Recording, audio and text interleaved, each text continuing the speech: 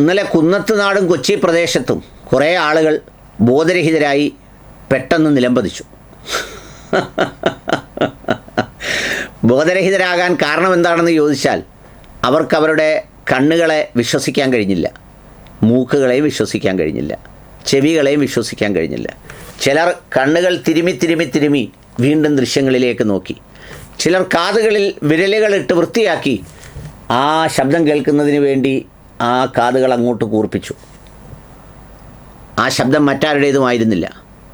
രാഷ്ട്രീയ പാർട്ടികളൊക്കെ അഴുക്കാണെന്നും ഒറ്റ രാഷ്ട്രീയ പാർട്ടികളും കൊള്ളില്ലെന്നും ജനസേവനത്തിന് വേണ്ടി ആകെ പറ്റിയ പാർട്ടി തൻ്റെ പാർട്ടി മാത്രമാണെന്നും അതിനെ പാലും പഞ്ചാരയും കൊടുത്ത് ഞാൻ വളർത്തുമെന്നും ഒക്കെ പ്രഖ്യാപിച്ച് രംഗത്ത് വന്ന നമ്മുടെ സാബു ജേക്കബ് അച്ചായൻ്റെ ശബ്ദത്തെയാണ്, വാക്കുകളെയാണ് അങ്ങോട്ട് ശ്രദ്ധിച്ചത്.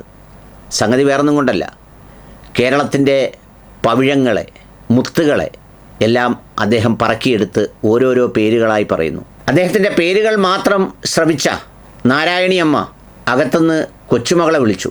മോളെ, ദേ നമ്മുടെ സാബു ജേക്കബ് അച്ചായൻ സിനിമ പിടിക്കാൻ പോകുന്നത്രേ. അവൾ മറുപടി പറഞ്ഞത്രേ, അങ്ങനെയല്ലല്ലോ, ആര് പറഞ്ഞു, ദേ കേട്ടു നോക്ക് എന്ന് പറഞ്ഞപ്പോൾ അവൾ കേട്ട പേരുകൾ അഖിൽ മാരാർ, വീണ നായർ, അഞ്ജലി നായർ, ലക്ഷ്മിപ്രിയ, ഇങ്ങനെയൊക്കെയാണ് കേട്ടത്. അവളാണ് കാതുകളെ വിശ്വസിക്കാനാവാതെ കണ്ണുകൾ തിരുമ്മി വീണ്ടും നോക്കിയത്. അപ്പോഴാണത്രേ അവൾക്ക് മനസ്സിലായത്, സാബു ജേക്കബ് സാറ് സിനിമ പിടിക്കാൻ പോവുകയല്ല, അദ്ദേഹം അഴുക്ക് നിറഞ്ഞ രാഷ്ട്രീയ നേതാക്കളിൽ നിന്ന് മാറി വളരെ കഴിവും മിടുക്കുമുള്ള കുറച്ച് ഭാവി വരദാനങ്ങളെ കേരള രാഷ്ട്രീയത്തിന് സംഭാവന ചെയ്യുന്ന പ്രഖ്യാപനമാണ് അദ്ദേഹം നടത്തിയത്. സാംസ്കാരിക സാമൂഹ്യ വകുപ്പ് മന്ത്രി അഖിൽ മാരാർ, ആരോഗ്യമന്ത്രി വീണ നായർ, ധനകാര്യമന്ത്രി അഞ്ജലി നായർ, പിന്നെ ആഭ്യന്തര വകുപ്പ് മന്ത്രി ലക്ഷ്മിപ്രിയ.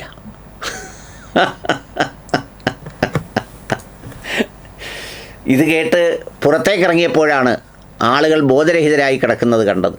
കാരണം സാബു അച്ചായൻ്റെ ധാർമ്മികത നിറഞ്ഞ മൂല്യവത്തായ രാഷ്ട്രീയ പ്രവർത്തനത്തിനിടയിൽ കേരള രാഷ്ട്രീയത്തിൽ പല സ്ഥലത്തുനിന്ന് കണ്ടെടുത്ത മുത്തുകളാണ് ഇതെല്ലാവരും.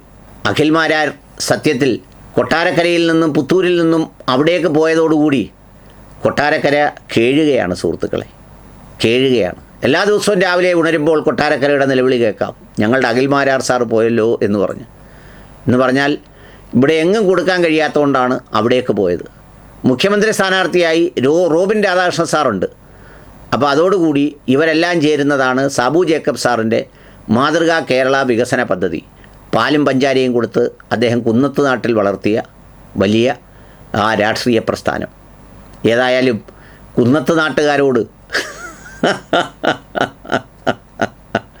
ചാനലുകാരോട് ഇദ്ദേഹത്തിൻ്റെയൊക്കെ രാഷ്ട്രീയ പ്രവർത്തനത്തെ ബാക്കി എല്ലാവരുടെയും വളരെ മെനകെട്ട കൊള്ളാത്ത കുടിസ് രാഷ്ട്രീയത്തിനപ്പുറത്തെ വളരെ വിശാല ചിന്തയുടെ രാഷ്ട്രീയമാക്കി കണ്ട നിങ്ങൾക്ക് നമസ്കാരം, വിനീതമായ കൂപ്പുകൈ.